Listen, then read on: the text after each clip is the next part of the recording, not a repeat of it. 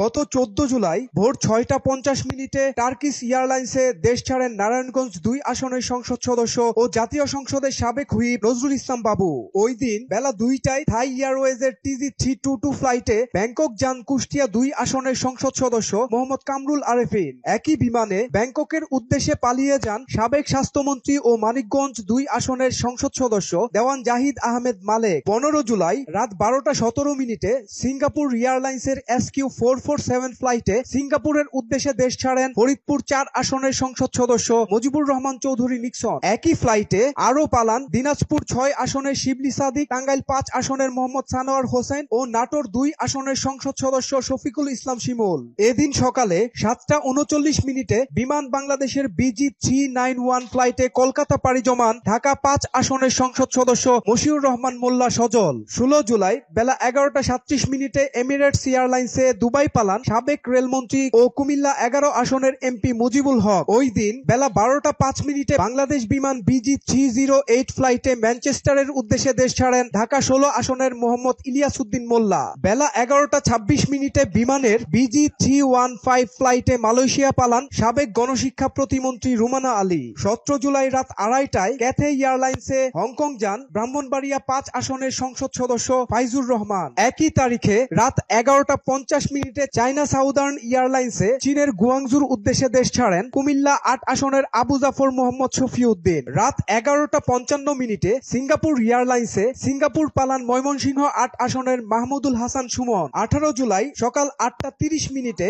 বাংলাদেশ বিমানের BG584 ফ্লাইটে সিঙ্গাপুরে পলায়ন করেন সাতক্ষীরা ৩ আসনের MP ও সাবেক স্বাস্থ্যমন্ত্রী AFM রুহুল হক। বিসিবির প্রেসিডেন্ট, ক্রীড়ামন্ত্রী ও কিশোরগঞ্জ ৬ আসনের MP নাজমুল হাসান পাপন গত ২০ জুলাই বেলা ১২টা ৫৫ মিনিটে শ্রীলঙ্কান এয়ারলাইন্সে দেশ ছাড়েন। ২৫ জুলাই বেলা ১২টা ১০ মিনিটে ব্যাংককের উদ্দেশ্যে দেশ ছাড়েন কুমিল্লা ৫ আসনের MP AM তাহের। ওই দিন দুপুর ১টা ৫৫ মিনিটে ব্যাংককে যান ময়মনসিংহ ৭ আসনের ABM আনিসুজ্জামান। বিকাল ৬টা ১০ মিনিটে এমিরেটস এয়ারলাইন্সে করে কানাডার উদ্দেশ্যে দেশ ছাড়েন সংরক্ষিত নারী আসনের নীলুফার আঞ্জুম। সন্ধ্যা ৭টা ৪৮ মিনিটে এমিরেটস এয়ারলাইন্সে করে কানাডা পালান অর্থ প্রতিমন্ত্রী ওয়াসিকা আয়েশা খান। ২৬ জুলাই ভোর ৫টা ২০ মিনিটে কাতার এয়ারলাইন্সে গ্রিসে পালান কুমিল্লা ৪ আসনের আবুল কালাম আজাদ। সাবেক উপমন্ত্রী আব্দুল্লাহ আল ইসলাম জ্যাকব ২৭ জুলাই সন্ধ্যা ৭:৩০টায় এমিরেটস এয়ারের EK587 ফ্লাইটে দুবাইয়ের উদ্দেশ্যে দেশ ত্যাগ করেন। আলোচিত পররাষ্ট্রমন্ত্রী ডক্টর হাসান মাহমুদ চৌধুরী ২৮ জুলাই ২টায় এমিরেটস এয়ারে নেদারল্যান্ডসের হেগে যান।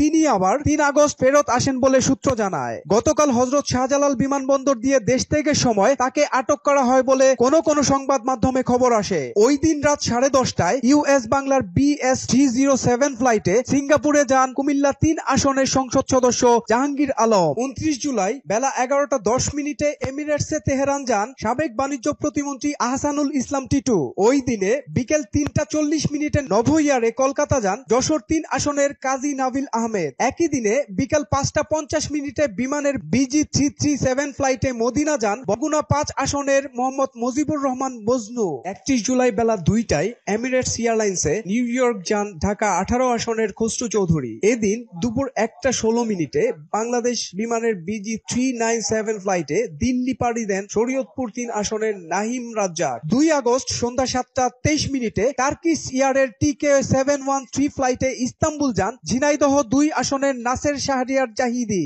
এদিন রাত ১০টা ৫০ মিনিটে US বাংলা এয়ারলাইন্সে সিঙ্গাপুর যান সংরক্ষিত মহিলা আসনের পারুল আক্তার। একই দিনে সকাল ৮টা ৪০ মিনিটে বাংলাদেশ বিমানে সিঙ্গাপুর পালান শেখ পরিবারের সদস্য ঢাকা দক্ষিণ সিটি কর্পোরেশনের মেয়র ব্যারিস্টার ফজলে নূর তাপস।